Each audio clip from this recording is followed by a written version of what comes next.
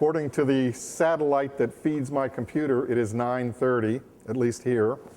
And so those of you who know me know that I'm a rigid disciplinarian when it comes to time. So I am going to start this process. I am Dennis Longmire. I'm chair of this year's committee that oversees the College of Criminal Justice's Distinguished Lecture Series. Before we get formally started, let me ask everyone to please make sure that you have silenced all of your electronic devices that beep and buzz throughout the day. I would also like to ask you to hold questions until the end of Dr. Walker's presentation, unless he immediately overrides that when he takes the podium. But it might be better for us collectively if we hold questions until after the formal presentation. I would also like to remind all of the doctoral students that immediately following this presentation, there will be an informal colloquium with Dr. Walker. It will be held in the Texas room, and then lunch will be held following the informal colloquium. And so the colloquium will be held from 11 until 12, followed by lunch. However the lunch arrangement is set up, make certain that you sign the appropriate forms so that the lunch gets paid for. That comes out of the dean's budget, not mine. My formal role is to welcome you here on behalf of the College of Criminal Justice's faculty, dean, and other distinguished members of the college, and to introduce you to today's Beto Chair lecturer, Dr. Samuel Walker. He is here with us from the University of Nebraska at Omaha, and I will more formally introduce you to him as soon as I finish a couple of additional housekeeping notes. This is the third Beto Chair lecture being presented this academic year, and it will be followed by our final lecture of the year held on April 7th, when Professor John Braithwaite will join us. The committee is actively working on selecting lecturers for next year's series, and I will provide information about that series and who is going to be coming when more information is available. I'm going to pause for a moment and ask those of you who are coming in, kind of filter around so that you find a place to sit on the floor. If there is a fire marshal in the building, I'm admonishing them not to be here, and I'm not responsible, but I'm sure there's some ordinance that we're violating, and I like that. Can you just sit in the jury box? Yeah, you're also welcome to come and sit in the jury box. We will not poll you and request that you actually fill out any final forms, but please make yourselves comfortable. Just be sure to vote to acquit. Yeah, vote to acquit. Okay. The Beto Chair Lecture Series originated in 1981 when the university received an endowment from the Jesse H. Jones and Mary Gibbs Jones Endowment Incorporation, which is also known as the Houston Endowment Fund. The purpose of the gift was to help enrich the educational experiences of the College of Criminal Justice's doctoral students by bringing figures who are well known in our discipline to campus. It was named in honor of Dr. George J. Beto, who was the director of the Texas Department of Corrections and a distinguished professor of criminal justice here at Sam Houston State University from 1972 until his retirement in 1992. I'd also like to acknowledge Dan Beto's presence. Dan Beto is here with us in the front. He is one of the children of Dr. Beto. I always tell people this, and it embarrasses Dan, I'm sure, but if you don't know what Dr. Beto looks like, he spit Dan out, as they say here in East Texas. Since its inception, the Distinguished Lecture Series has enjoyed visits by over 75 leading academic researchers and scholars, including such notables as Jerome Skolnick, Larry Sherman, Alfred Bloomstein, and John Laub, who is currently the director of the National Institutes of Justice.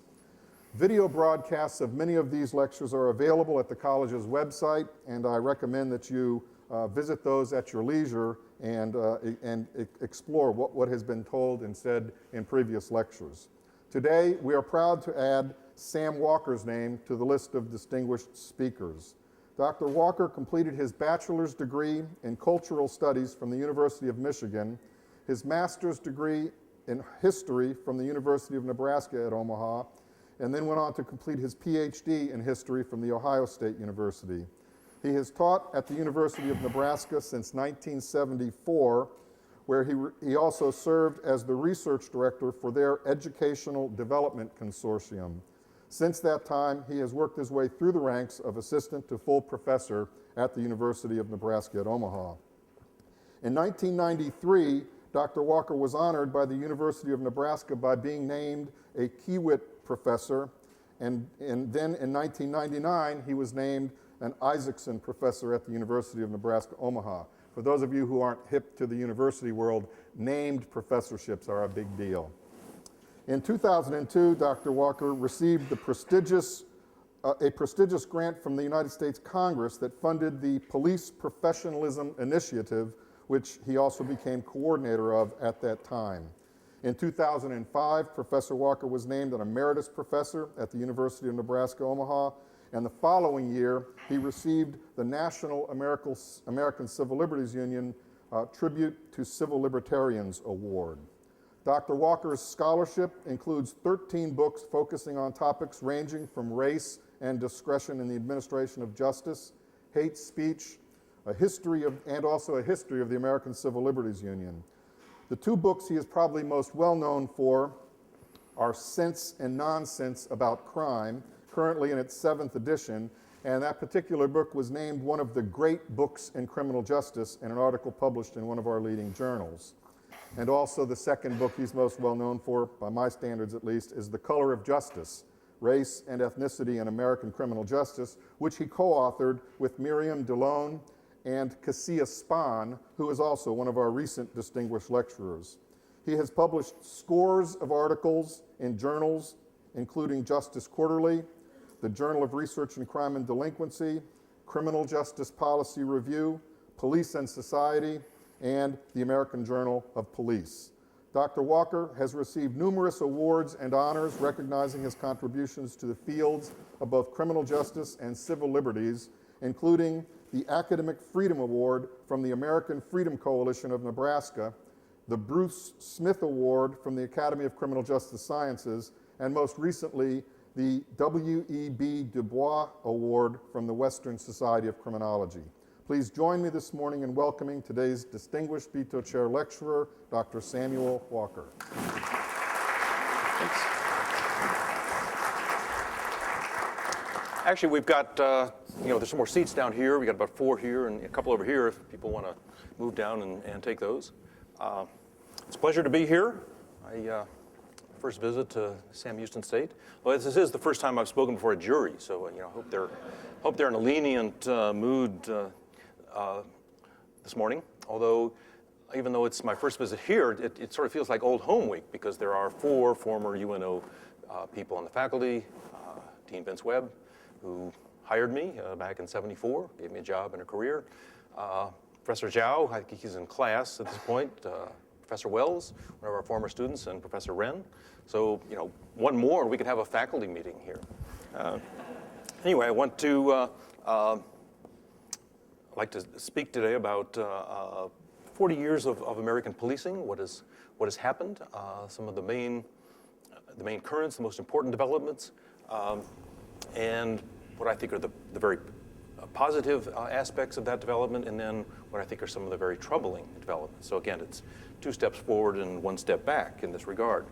In terms of choosing a time frame, we could pick any one, really. The 1960s would serve. I've chosen 1964.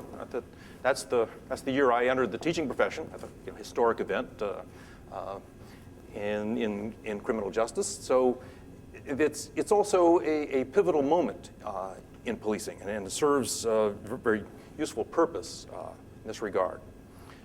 Just as I began, there were a couple of very important developments in policing. One was the Kansas City Preventive Patrol Experiment. And so the Police Foundation conducted that. The report came out, I think, in the December of my first semester. It was really the first controlled experiment on the effectiveness of patrol, the first one since Robert Peel invented the modern police. It was also notable for its creative use of this new technique called the victimization survey, which provided a whole entirely different kind of method of measuring the impact. Also, at this time, they were right in the middle of this very important development in New York City, their policy on the use of deadly force, which Commissioner Pat Murphy instituted in 1972. Jim Fife, the late Jim Fife, one of the great people in our profession, conducted research on this for his dissertation. It's a dissertation that's had a huge impact on thinking and policy. I mean, so for you doctoral students, it can happen. You know, it's not necessarily going to be something that sits on a shelf that nobody reads. It was extremely important in terms of the fact that he had access to the official data on police shootings in the New York City Police Department. That had not happened before. Now today, I mean, I think especially younger people and even sort of mid-career academics have lost perspective on that, of how closed police departments are, and yet, got some chairs down here, how relatively open they are today. In fact, I know that in Omaha, and I think in many, many cities around the country, the police departments are fairly open. You want to study things that could be embarrassing, deadly force, use of physical force, other kinds of things. Public schools, forget it. The public schools are closed. You want to do research on teenage drinking, drugs, sex, go away. Seriously, it's a serious problem. And so I think there's a lot here that criminal justice in particular, and American policing especially, can take some pride in. Much greater openness to research, and then actually listening to those findings and doing something with them. As I go along, these 2 points will develop a common theme, which we'll get to at the end. And there are some very important linkages between these 2 developments, and it really represents my paradigm for how to think about what has happened over the last 40 years here. The impacts of these 2 very, very important developments. The patrol experiment questioned the basic assumptions about policing, about police patrol, which is at the core of policing. I can remember, I think it was on, the findings were leaked, they were on CBS Evening News, which in the era before cable TV had far greater impact when there were only 3 news outlets. And patrol doesn't work, and just nothing works, and maybe we can get away without patrol officers and so on. It was just really this sort of hysterical, immediate reaction. But what it did was to set in motion a rethinking about policing. Really the first serious one since Robert Peel. Well, if patrol doesn't really achieve its purpose, actually what, as I hope you know, the finding was, it's not that patrol doesn't work, it's just that adding more patrol officers doesn't have any significant impact in reducing crime any further than it already does. But again, the idea that more cops, more patrol officers and so on would reduce crime, it really destroyed that, and it set in motion this thinking. Well, what does work? What can we do? What can we do to effectively to provide effective police services? And there's a direct line between the patrol experiment to community policing and problem-oriented policing. The intervening link, which is really kind of forgotten but is extremely important, was the Newark foot patrol experiment. So some people had the idea, okay, cops in cars, they don't patrol. They don't reduce crime, but if you put them on the street and have them that will have a much more immediate, direct impact. Well, they came up with the same findings. Adding more officers on foot patrol did not reduce crime any more effectively than before. And if you take them away, at least for certain periods of time, people don't notice, and there's no impact on crime. But the crucial thing in the Newark study, which people notice is really, I think, is the germ for so much that happened afterwards, was the fact that putting officers on foot, putting more officers on foot in a neighborhood, people noticed, they felt better. They felt safer, and it had this spillover effect. They felt better about the police department, and they felt better about all sorts of things. And so it's this just sort of flash of insight of what police do can make a difference. And so that insight really led to the development of community policing and problem-oriented policing. The New York City deadly force policy, and particularly Jim Fife's research, led to the whole issue of the control of discretion. That on this most important, this most unique power that the police had to take human life, to shoot to kill. And at the time of this, we're still coming out of the period of the riots of the 60s, and so many of the riots were sparked by a shooting of an African American person. You know, you can actually control this. You can actually effectively control this process, and that has led to very important developments. And so what I'm going to do as we go along here, I want to just emphasize that there are two dimensions of policing. One is sort of the external role. That's policing society out there. And then there's really running and managing police departments. That's the internal operations. So I'm going to, first I'll talk about the external policing society, then I'll move over to accountability, the internal operations. And again, I want to emphasize there are some important linkages between these two developments and what we know. I would say probably the most important development in the 40 years or so that I've been in this business is how much more we know today. I mean, we were really just back in the Stone Age in the early 70s in terms of our knowledge of basic police operations, impact on society, how departments run, and so on. We know a lot today, and that's a tremendous progress. And I think it's important to emphasize that criminal justice scholars, academics, researchers can take a lot of pride in what we have contributed to this knowledge, this knowledge base, which gives us a much more informed basis for dealing with the very real problems that we have.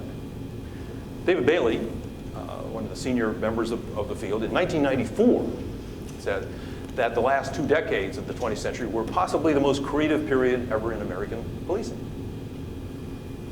First of all, I think that is still true today. It's extended to 3 decades now, at least. And he was only talking about the external role. He was talking about community policing and problem-oriented policing. I would apply it to the internal operations in terms of what we know and what we have learned. So again, taking up the first of these 2 dimensions, policing societies, the 3 major roles: controlling crime, disorder, and providing service. The important developments over the last 25 years have been community policing, problem-oriented policing, zero-tolerance policing. There are a number of different names, hotspots policing, and so on. Very creative, very, very fertile period here. The main thing about community policing and problem-oriented policing is it was a revolution in thinking about the police. What do the police do? And how can we better, enhance the impact for all this money that we spend? This is, after all, the first line of the criminal justice system. First of all, it was a critique of the professional model. Again, much written on this. And the old professional model was, we, the cops, are the experts. You're not. Sit down and shut up. We know what's best. You don't. These experiments, especially Kansas City and the others, really began to undermine that. And the other insight is that the police really can't do it all alone. If you want to control crime, just even from that standpoint, police are extremely dependent upon citizen cooperation, participation, and so on. And again, people suddenly woke up and looked at what information they already had. Police depend on the public to report crimes, to report other problems, to provide information, to be witnesses. If you don't have that kind of participation and cooperation, you really can't do your job. I think the second important insight is that the police role in this area involves more than just serious crime. So we're sort of go back to the old dragnet era, where you're really looking at serious criminals and plotting away, just tracking them down, just getting the facts, and we solve society's problems. what really developed, with community policing is a recognition that the police have a responsibility for disorder, low-level stuff, as well as serious crime. And also, maintaining, good relations and trust and respect among citizens. So we have a much more, we have a broader view of the really complex, role of the police in society. And out of this has come I think an emphasis on focused, problem-oriented policing. This is really Herman Goldstein's contribution of thinking in terms of problem-oriented policing. For my own purposes, I much prefer focusing on dealing with talking about problem-oriented policing rather than community policing, because I think it just has more specificity and helps our thinking about it. First, it was focusing on specific problems and/or specific neighborhoods. So in the old days, it's crime in some sort of global sense. The new approach, this focus approach, is, well, we're really going to talk about, household burglaries or drug dealing or gun violence or whatever. Very, very specific, and also to focus on particular neighborhoods, areas. And so what is the specific problem in this or that area? The other part is a need for greater community involvement. Police can't do it themselves. If you're developing some innovative program, you need to talk to them, you need to listen to them, you need to develop some good relationships, because they're going to be your partners. And so partnerships is one of the buzzwords of the last 25 years. I think it's a good buzzword. I think it's an important one. And then that all innovative programs need to be data-driven. This is where academics come in terms of understanding data, what data, and how to interpret it, and so on. Having clear targets and goals for any program. Again, back in the old days, it was like, well, we'll put more patrol officers out there, and that will have a deterrent effect, and we're going to measure this in terms of the overall crime rate. I think in this really creative period, we learned that the official crime rate is not a good measure for a whole bunch of reasons I won't go into this morning. And there are other ways of measuring what police do. And it's been applied to any number of things. Disorder. So there are a number of programs of that related to guns and gun violence. Gangs, of course. Hotspots policing is a variation on this theme. Very creative period. Very creative period for us. The impact. Well, if you look at the literature on community policing and problem-oriented policing, there are some promising results.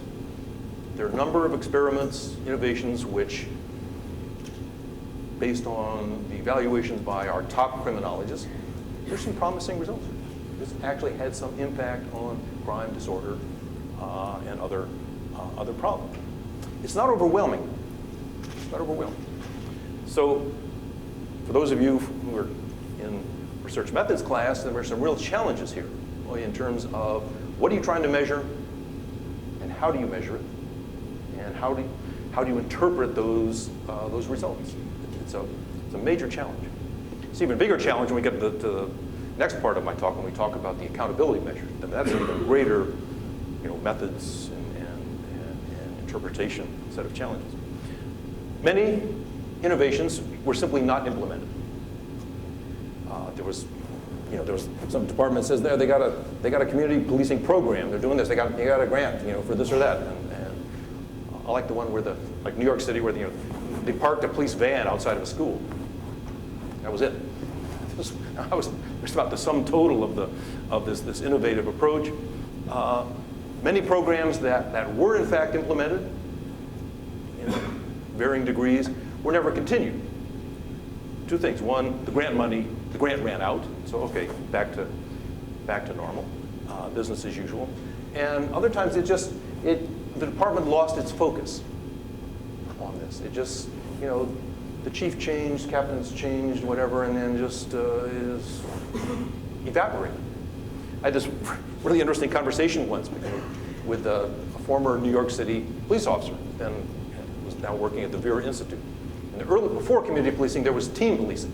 There's actually an very interesting story about that. And it was a big deal early 70s. And he said, you know, there was never a memo canceling the team policing program. Here was this big, highly publicized effort, reorganizing all this stuff, and somehow it just disappeared, vanished. So there are a lot of management problems related here. But anyway, in sum, we have been through a very creative period here, tremendous innovations, a lot of thinking. We've got the best people involved in terms of criminologists and criminal justice experts. Many departments open to innovation. Not so much true in public schools, you know, in terms of letting researchers in on teen sex, teen drug dealing. Bad news, we don't hear this. Police departments have been extremely open. Not all of them, but many have. Now we move to the accountability side, the internal operations. And we're talking here about officer conduct, their exercise of discretion, what they do, and the impact of what they do, related to uses of force, related to issues that affect respect for citizens, courtesy, and then again the other side, citizen trust and respect for the police. Has a major impact on community relations, which is really racial and ethnic relations, and again, public trust and confidence. This is where it gets complicated because, and here we're getting into the linkage of how the external operations are directly impacted by internal operations and how internal accountability and how that again affects external operations. So it's there's not a clear dividing line, between the two. And then again, this whole issue of openness and transparency, community policing really kicked this off with the recognition that departments were dependent on the public. If you depend on people, you've got to be open with them, you've got to develop relationships, you've got to be open about what you do. And we've gone a long way towards demolishing the old practice and the old myth of police departments being closed to the public. Closed to the public, go away, you don't understand. And being closed to researchers. Now, on the control of discretion, again, the New York City deadly force policy, which Jim Fife studied, was really, I think, the foundation stone, the equivalent of the Kansas City patrol experiment. And what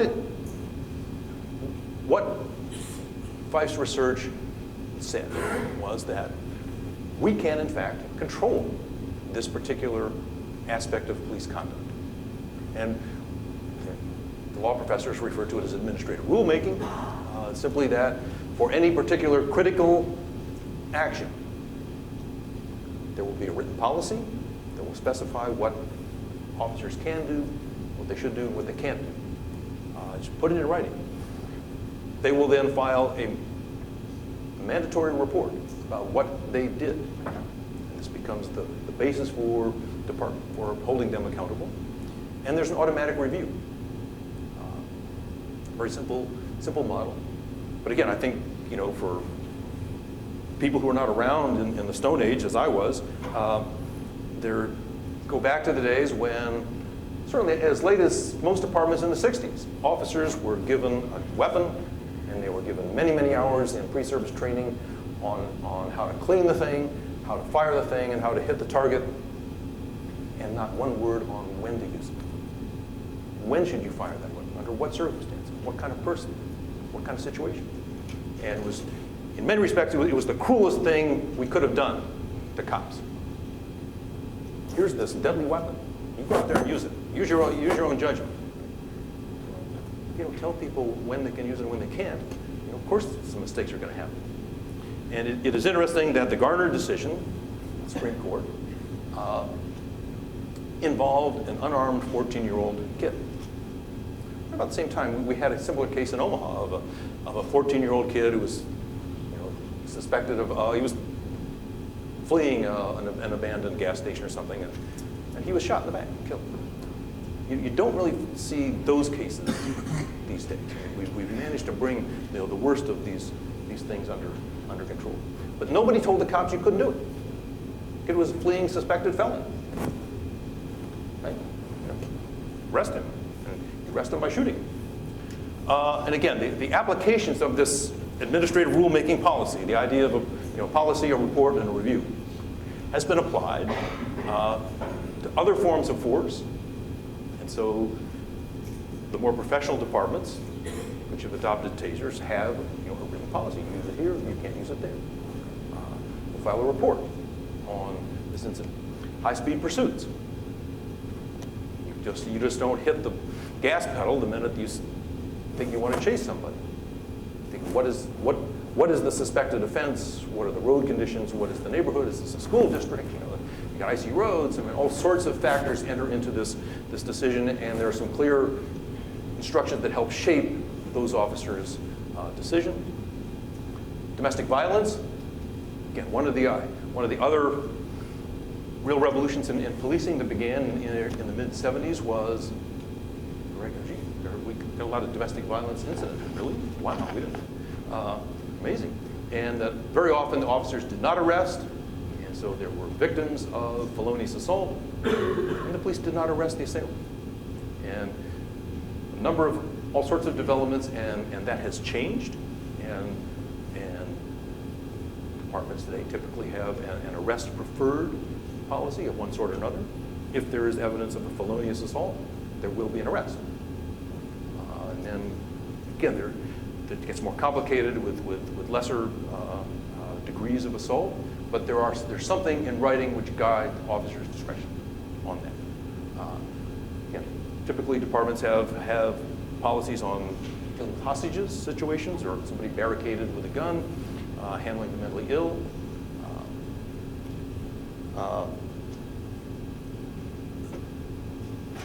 Many different areas.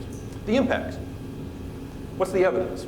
Again, here we're back into research methods. How do we measure these things? I think there's fairly good evidence that the written policies have reduced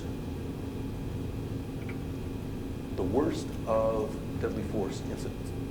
The shooting of completely unarmed fleeing felons has largely disappeared.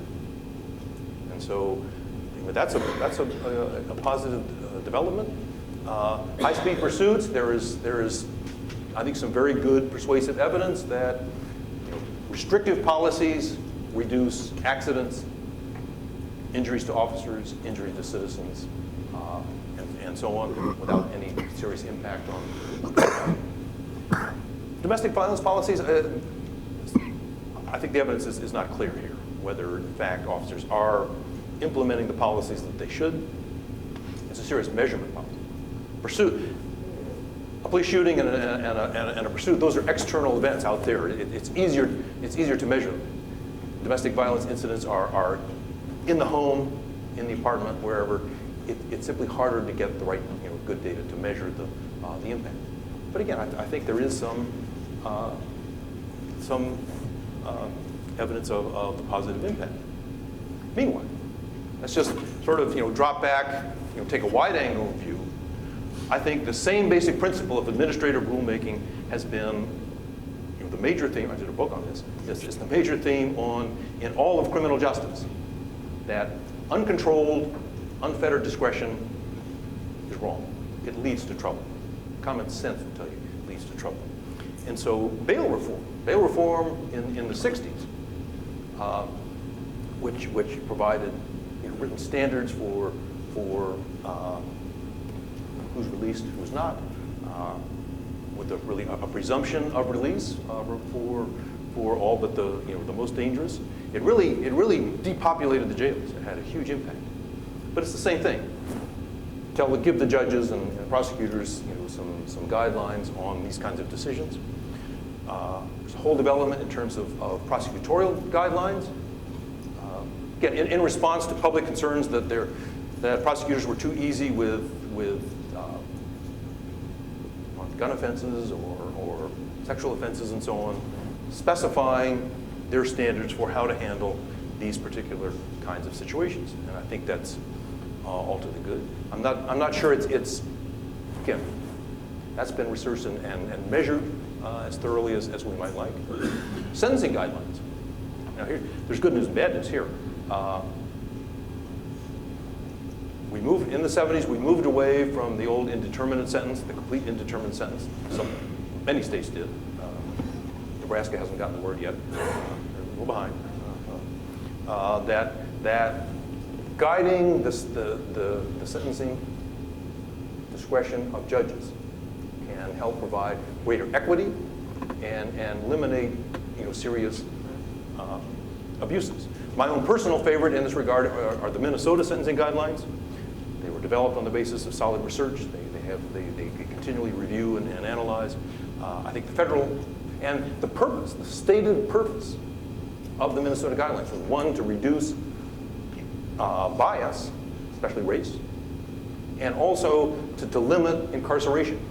We're going to reserve that only for the most dangerous offenders. And there's a whole sentencing guidelines grid. The federal sentencing guidelines, very different purpose. There was a purpose to punish. So the difference between the two, there are relatively small numbers in the Minnesota guideline, in the little boxes, what the presumptive sentence is. Federal sentencing guidelines, bigger numbers, more people in prison. So it is generally good that we limit what officials, we provide officials with some guidelines as to what they can do or not do. On prisoners' rights, again, this is something that also developed beginning in the early 70s. It used to be that, you're in the hole, now, unlimited, length of time and most ghastly conditions. That happened under prisoners' rights litigation and correctional standards today.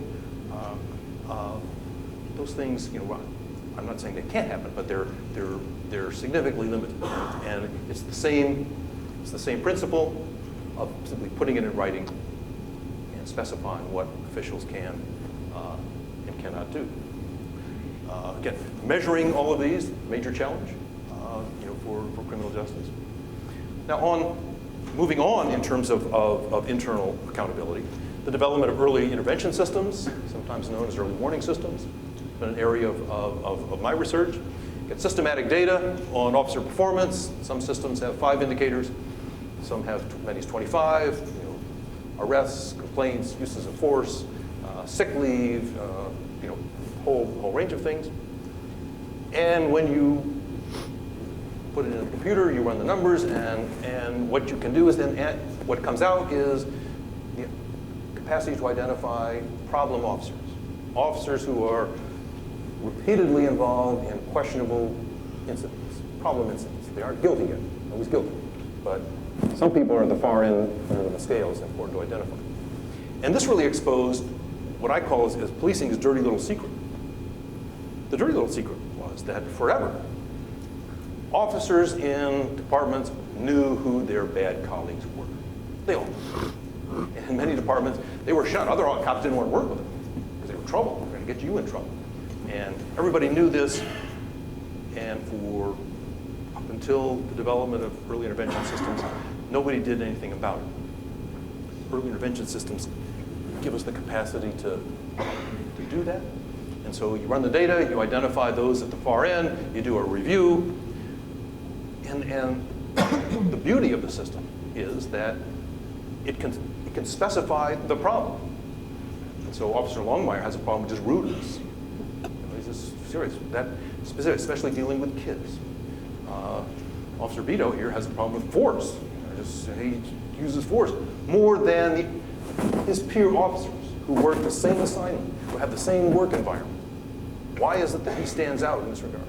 Why is it that Professor Longmire has so many rudeness complaints? And so it really gets into the nitty-gritty of policing.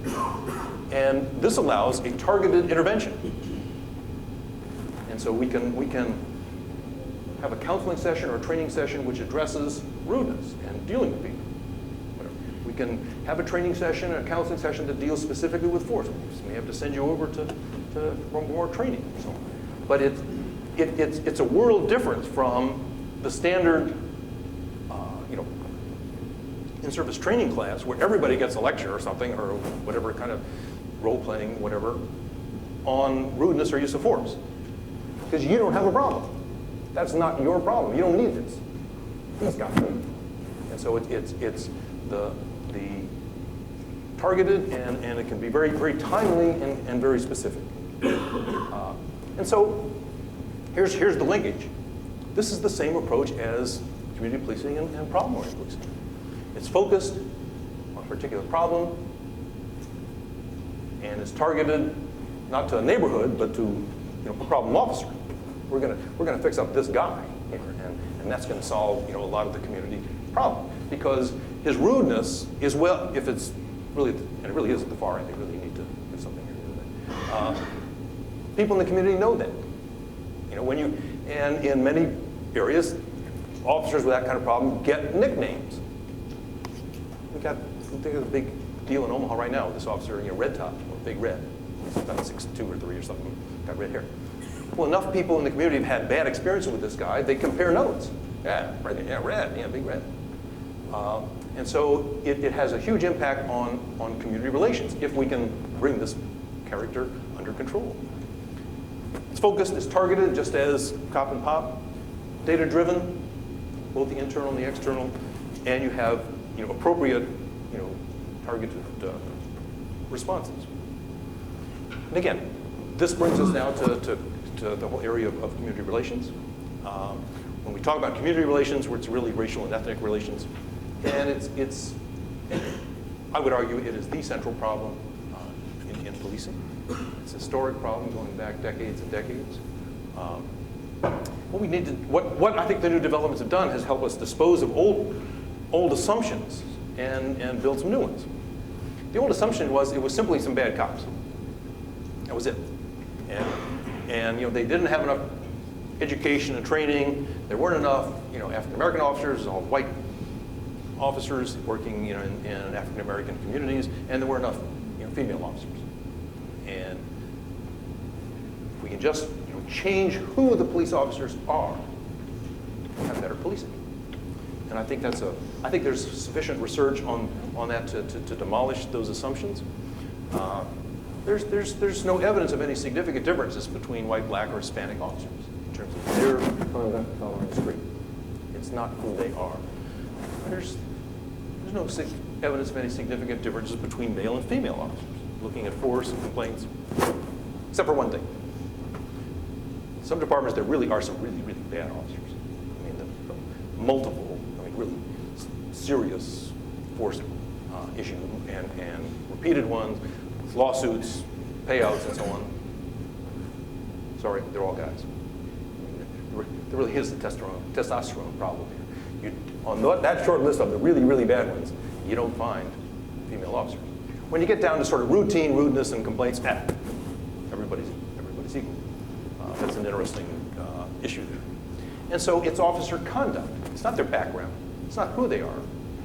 It's what they do out there on the street on these particular issues.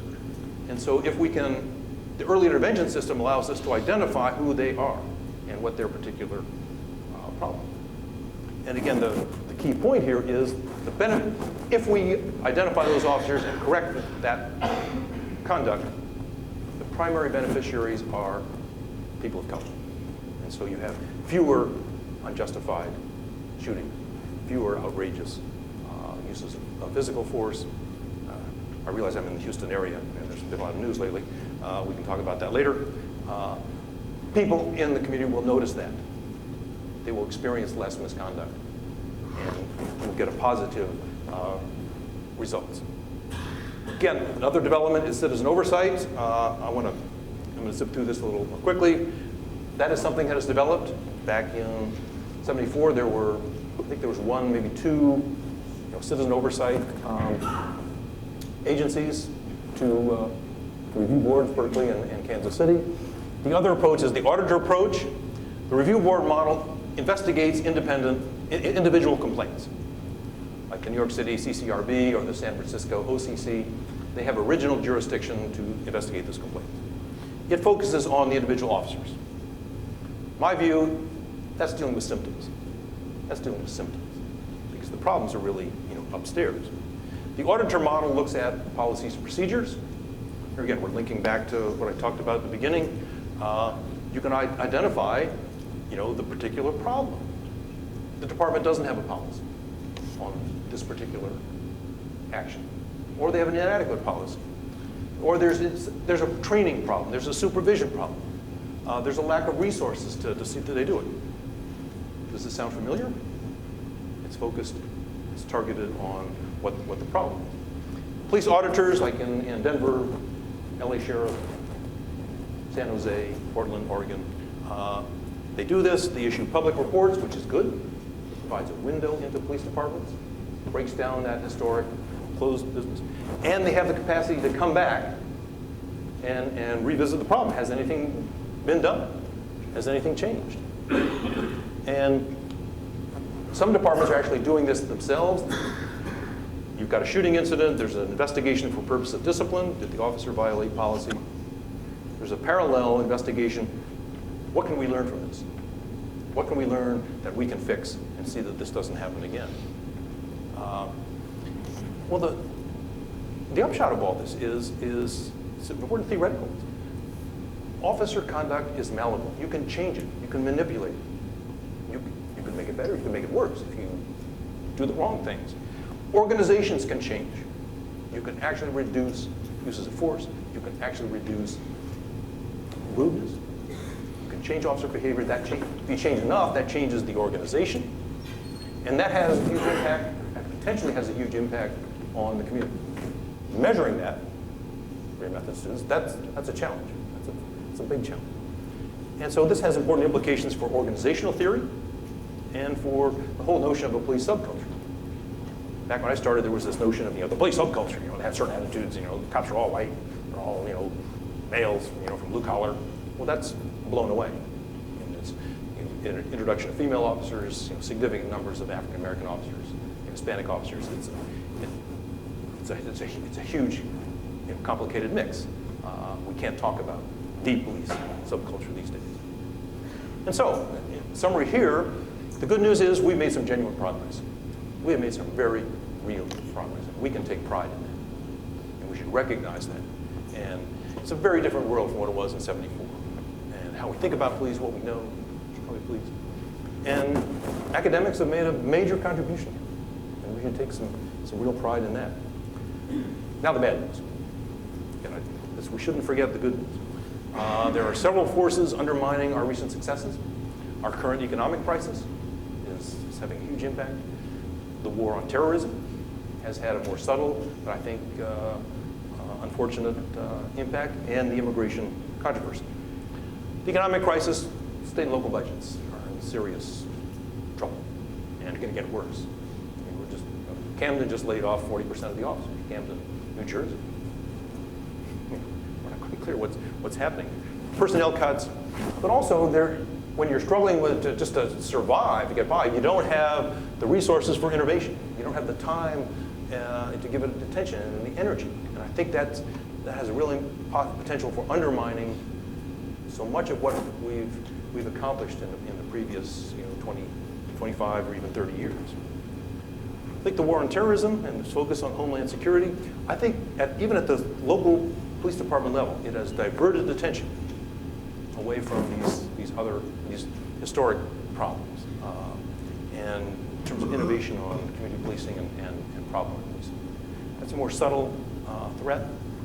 It has shifted attention back on a greater emphasis on security rather than on civil liberties and individual rights and officer conduct in that regard. The immigration controversy, huge national controversy, as you know, here in the Southwest. I think it has heightened racial and ethnic tensions in a very destructive way. The Arizona law is simply one symptom of that. One of the other cases that's headed for national attention is in Nebraska, the city of Fremont. That's being challenged. But there are many manifestations of this.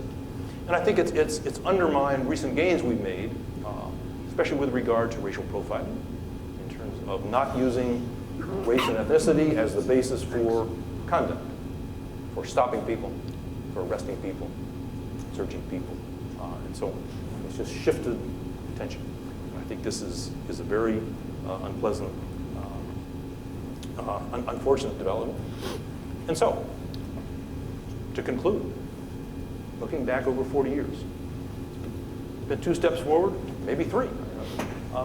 We have made some real progress in terms of policing society, how we think about what we're doing, and what we're actually doing, and how we measure it. That is a real important development. And again, criminologists have made very, very significant contributions in terms of their research. But again, we have some very ominous developments which I think are taking us 1 step backwards and possibly even 2 steps backwards. So it's a very mixed picture at this point. And that's what I know. Thank you.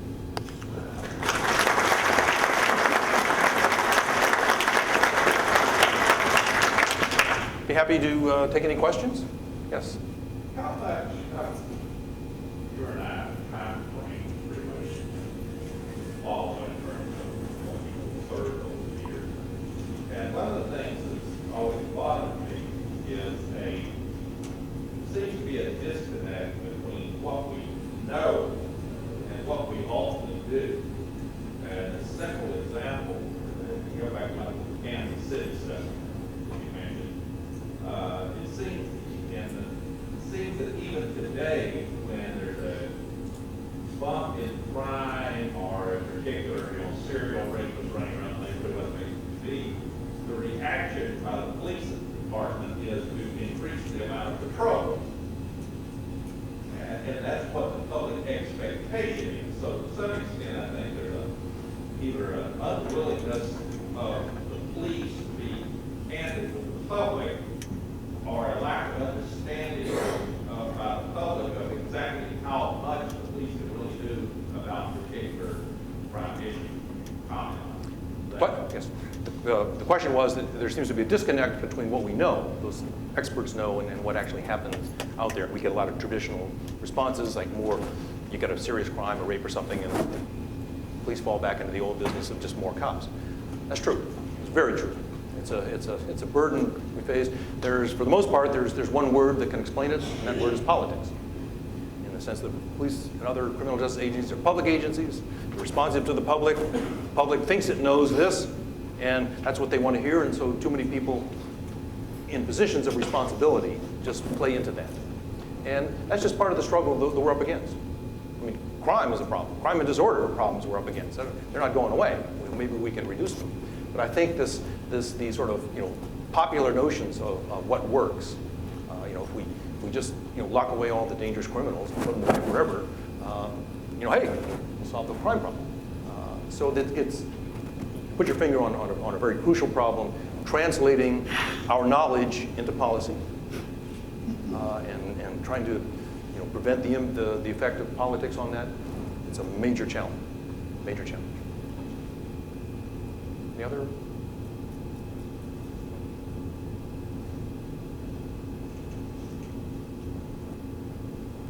Oh, yes. Can you talk a little bit more about accountability in terms of talking about when it's a specific officer approach and identifying problem officers, which may be appropriate for entities involved in officers to officers, as distinct from entities like the city police and police, where there are groups of officers involved. What is the distinction? What do we know about the distinction between single officer versus kind of group thing going on, group dynamics? What are the different mechanisms to address it? Very good. The question is, what is the distinction between individual officer analysis on accountability, where one cop does something bad, and where a group of officers are there doing something? When you have a group of officers, I think our accountability analysis should shift to the department itself. I mean, you start asking the question. If it's one officer, okay, we can focus in on that. If it's a group of officers, you have to ask the question, how could this happen? How in the world could this happen? And the immediate, obvious answers are, well, there's some problems in terms of supervision, and maybe it's a training. There's something about the culture of that department that let this happen. We're coming up March 3rd on the 20th anniversary of the Rodney King incident, where you had a bunch of officers. So I was in Vancouver last weekend watching CNN, the Houston video. I was saying, my God, how could this happen? We can understand how a group of people can get caught up in the moment and the adrenaline and everything, I mean, all of that stuff, that's understandable. What is not understandable to me is why no one stepped forward and said, hey, stop this. That should have happened in Rodney King incident. It didn't happen. It should have happened here. Where, I mean, somebody, presumably there was some officer who was nominally in command at that incident, in the one in Houston, and should have stepped forward. So it shifts our focus to a different level. And so I think the obvious training lesson would be, if there is a situation where other officers or officer is doing something that you believe violates policy and is just plain wrong, it's your obligation to step forward and say, hey, stop this now. So it's really just a shift in our focus in terms of accountability. Yes.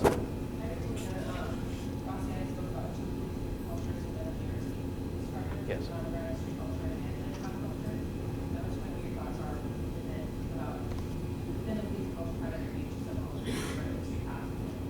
Well, the question was involving the Royce Yanni book. That's written in the 70s, wasn't it? On the two cultures of policing. You get this management culture, and then you get the street cop culture. It's a very good analysis. I mean, it's a very good way of defining the problem. The way I see it, I think, well, all departments are different. There's some very good ones and some very bad ones.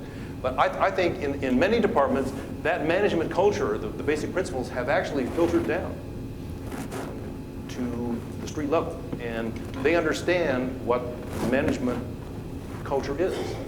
There's certain things we shouldn't do.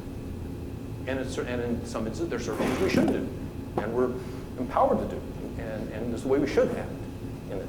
So I think again, we have to look at this with the development of time.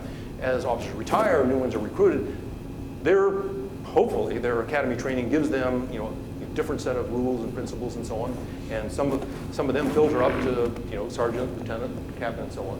So in the better departments, I think the management culture is really what they define as the management culture in the 70s is really the dominant culture of the department. And we're dealing with got some outliers here who didn't get the word.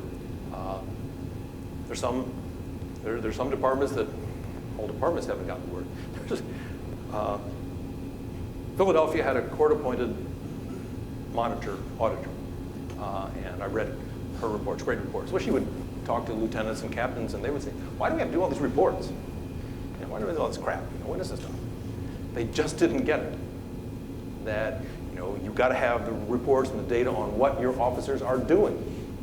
And you have to apply some standards as to, no, that's wrong, that's good.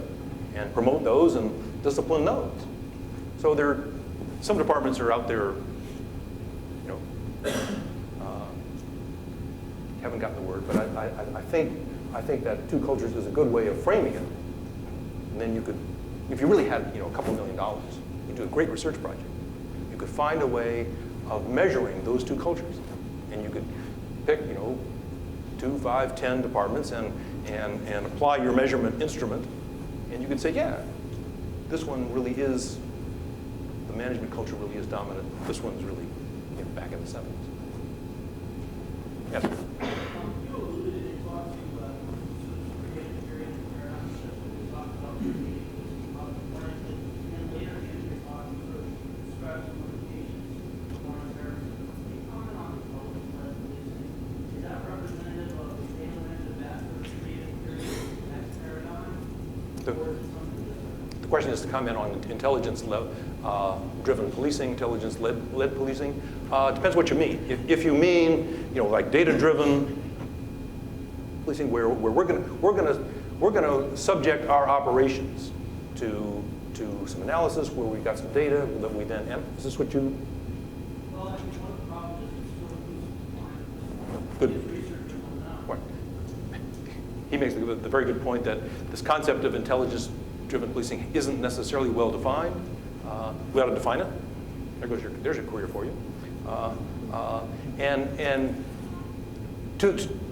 to the extent that it involves, again, analyzing what we do, studying it, trying to learn from it, make improvements, yes, it's a part of what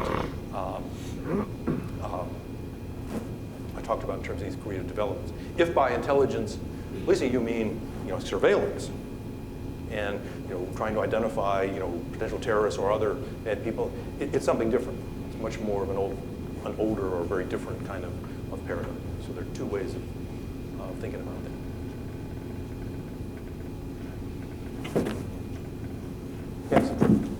Following up in a way on the last two questions, CompStat seems to come under the category of a lot of issues you talked about: creativity, innovation, community, data-driven, managerial, organizational theory. In the 1990s, the NYPD, in the person of Commissioner Bratton, first and foremost, took a significant amount of credit for the reduction of crime, and they pointed to CompStat as being the driver behind that. Although at the same time, a lot of other cities are also experiencing reduction in crime without having had CompStat. What's your general assessment or opinion of CompStat generally? Question involves CompStat. Again, it's a data, just like early intervention systems, although applied to crime and disorder. You get data, you analyze it, you have a timely response. Part of your question was Commissioner Bratton in New York claiming credit for the great reduction in crime in New York City in the 90s. That part, a lot of hype. I mean, again, as you pointed out, many other cities around the country experience these tremendous declines in crime. San Diego, for example, they did it without all of the hype and so on. And the national data is persuasive to me. We had a 10-year period of this historic decline in crime. Unbelievable, never happened before.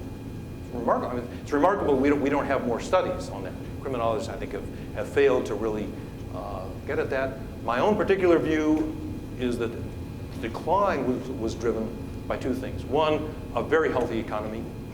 You just started absorbing enough people off the street, and they got jobs and so on. And there were some funny things happened with regard to drugs. And so much of the violence of the late 80s, the gun violence, was really crack-related. Really, almost, it explains an awful lot. And I'm not a drug user. I don't know what goes on in the minds of drug, but somehow that passed as a fad, and it just didn't have the dominant effect. And so we were coming down off of this very terrible impact. Bratton's interesting, because he then went to Los Angeles, and my thought was, he's gonna get his comeuppance here, Well, he was actually a different chief. He was a very different person, and much more responsive to the community. And he had a number of incidents, and that he was out there, out front, in my view, doing the right thing in terms of saying we don't tolerate that kind of stuff, and we want to have good relations. So I really think he learned. I think he learned a lot. And it's a very interesting story. Yes. The hype aside, do you have a general sense of CompStat as a management tool? CompStat is potentially an excellent management tool.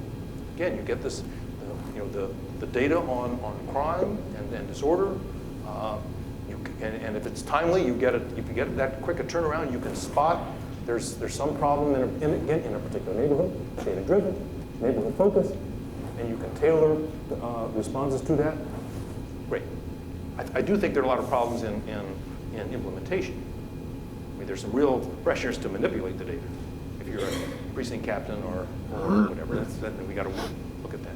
Then the other thing is, I actually had the experience. I sat in on two. Minneapolis had the equivalent of CompStat, and I got to sit in on two of these meetings. My first thought, the first thing I noticed was, these things had become just really routine. They present the same data, and they say, well, we're doing this, we're doing that, and I'm not sure. I didn't see where the creativity. In this one neighborhood, they had a rash of residential burglaries, people's garages. Well, we're going to put more cops out on the street and so on. So, really making it work is a challenge. Early intervention systems is a real challenge too. I mean, we've identified you as a problem officer, and it's rudeness and so on. And what we then do to actually get you to recognize your problem and change your behavior, that's the real challenge.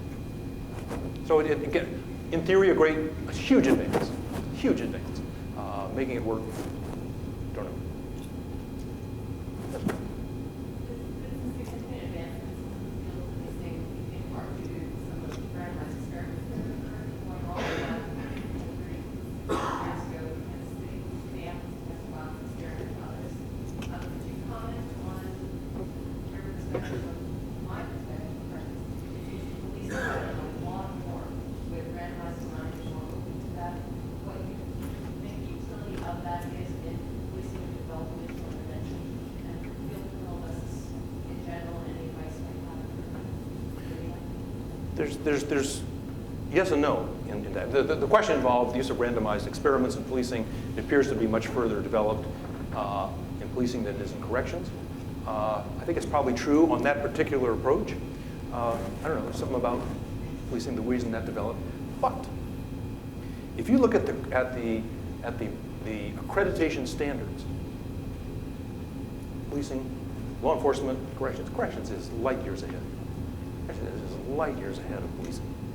I mean, there's something going on there. I don't know exactly. I'm not a corrections specialist, so I don't quite know. But you know, too many of the accreditation standards in law enforcement says department has a policy on. Yes, no. You got a piece of paper. Most of them don't specify what's in that piece of paper, what it requires. Department has procedure for handling citizen complaints. Really? Okay, good. You know, you're in charge, Mr. King. Well, it doesn't say, you know, the process of how you receive complaints, how you investigate them, what you do with the investigations, and so on. I mean, that's the correctional standards are much further along. So it's a weird situation of progress in one area and in one field, but better progress in another field. Life's a mystery. Criminal justice is a bigger mystery. The other? Yes. Talk a lot about the early intervention system and what we can do to curb this behavior. But as a profession, most of us spend 80-85% of our budget on salaries and manpower.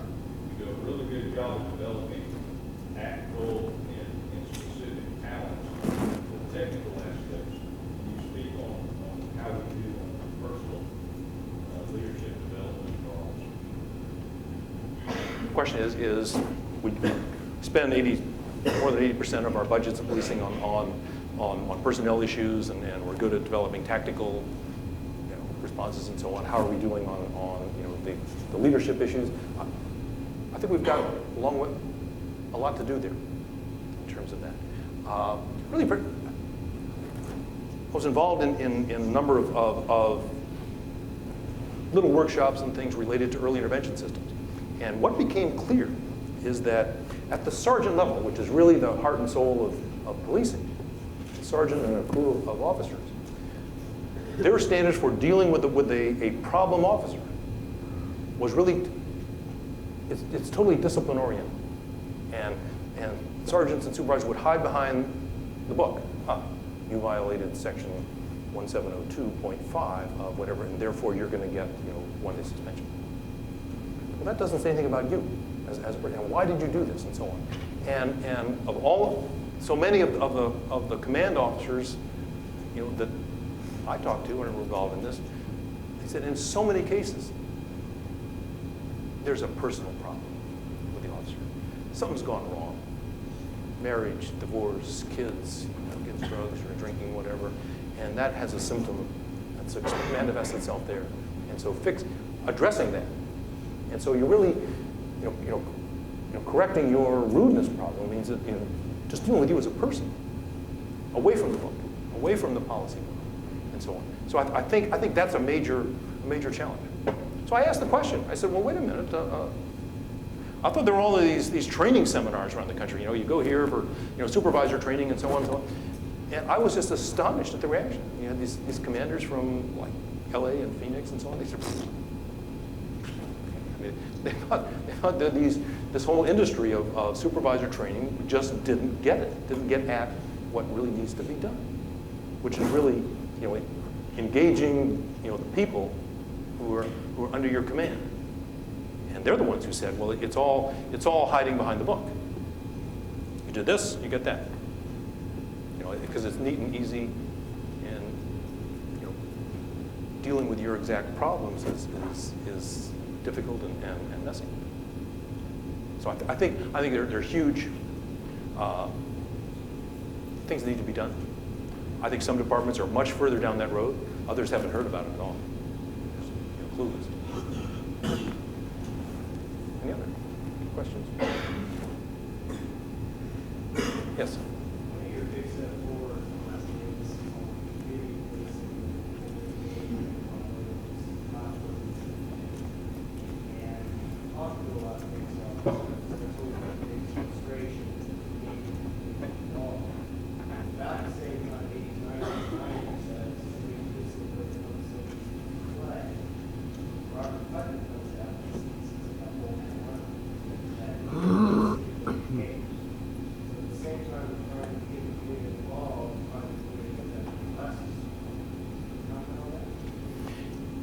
Yeah, he commented on community policing, problem area policing, emphasized getting the citizens, community residents involved and so on, but police have always found that difficult to do. Then he mentioned Robert Putnam of Harvard and this whole idea of bowling alone and people today are less civically engaged. I have a whole tirade I could do for an hour on Robert Putnam. I think he got it wrong. And don't get me started. On the question of police, getting people involved, I'll give the example of a certain Midwestern department. I won't mention by name. They just went around. They started going around to houses in the victim of crime. And do you know of any offenders in the neighborhood? Well, it's like, your address. Who are you? Why should I trust you? They didn't know that we have to build up a relationship first. And I have to do some things that prove to you that I'm somebody you can trust. And so you don't just suddenly, they only had survey questionnaires. And so doing it right, and I think many of the problem-oriented policing projects overcame it. Of meeting with people, talking about their problems, getting their input, and you begin to develop a relationship. At some point, you know who I am, and you begin to this guy actually is on our side. One of the great events, major events of it's about I think maybe a little more than 10 years ago now. The police commissioner in Boston, great guy, he was there for about 10 years. I just drew a blank on his name. Up from the ranks, he's right out of Hollywood, Irish cop, the red hair, the accent, the Boston accent, all this kind of stuff. He did some tremendous things. He really developed very, very positive relations with the African American community, the ministers in particular, and so on. And he said he went out to their churches and meetings. He invited them down, and he did some things. He made some things that they looked at and said, Well, then there was one major incident. And I forget, some kind of use of force, and he changed the policy. He tightened up the department policy on this. Well, the police union just went nuts, and they were going to call for a vote of no. I think they did have a vote of no confidence. The African American ministers went to his defense publicly. Now, I think it's probably the first time in history that the African American leaders went to the defense of a white police chief in a critical incident. Now, they could have sat on their hands. They could have kept their mouth shut. They could have just let him stew. It's his problem. They chose not to. They chose to go to his defense because he had developed a relationship with them, and they looked at him and said, he's on our side. He represents, he's trying to do what we want. And so you have to, and that was a result of several years of work on his part in developing all this. And he got the positive result. So getting people involved, getting them to cooperate, getting them to trust you is a big job. A lot of work, a lot of frustrating work. You have to have community meetings where they come and yell at you, and then you have to come back a month later and have the same meeting, and people yell and scream at you, and then only fewer of them. And then finally you develop some relationship. You just have to, given our history, that's what you have to do. It can be done, but it's just not going to, okay, I'm a good guy, trust me. Yeah, not going to work. Any other? Yes? talked a lot about kind of researchers doing research, and then at least in times of good economy, police departments are being creative, I'm going to solutions to get out of it, let's try this. And then, and we also talk about brand and media, and so my question is related to, do you think the police should have a better role in sort of putting out to the public what they're trying to do? So not only in community policing like door to door and neighborhood meetings, but we kind of have a society where you see on TV, particularly the media does a really good job of showing the negative side of policing. But the police are sort of silent on the positive side. So should police have a politics role in the form of media, or should they be doing the Super Bowl the latest phrase, the vote for it for youth kind of thing, the public message? I mean, should that go that help? The question is, should the police play a more active role in sort of politically out in the community, putting out the positive story of what they're trying to do? Absolutely, of course. I mean, it's sort of, Jack Webb, Dragnet, the old Dragnet, he did it, but it was the wrong way. He did the wrong way. But in terms of explaining what it is, your department's program is in terms of neighborhood disorder and crime, yes, absolutely. And here's what we're doing, and here's why we're doing it. And by the way, here's why what I'm doing, what our department's doing, is better than the old way, and why we know that doesn't work. And then you drag in somebody from the local criminal justice department to explain all that for background. But it's also true on the accountability issues. And one of the very important developments is that increasingly there are a number of police chiefs, when you really have a bad incident, a beating, a shooting, a racial incident, they are out front saying, we don't tolerate that stuff. They got to be, and they've learned to be very artful in terms of how they read it, so that it's worded in a way that it doesn't prejudice this. I'm not commenting on this particular case, but in general, we don't. Those are not my values. Those are not our department's values. We take this stuff seriously, and we're going to look into it. And so, absolutely, it's absolutely essential. I mean, speaking as a retired professor, colleges and universities haven't done a terribly good job either in terms of, talking about the football team and all this stuff, but they haven't necessarily communicated how, our arts and sciences and other departments, how it contributes something to our society, gives something back. And not just jobs, it's about democracy. So yeah, if you're a public agency, you better get your message out. Closing, let me make one footnote to Dr. Walker's presentation. He named 3 specific scholars who have led the innovations in policing: Jim White, David Bailey, and Herman Goldstein, all of whom are also former Beto chair lecturers. So obviously what he had to say had good sources and came from great references. With that said, let me ask all of you to once again join me in thanking Dr.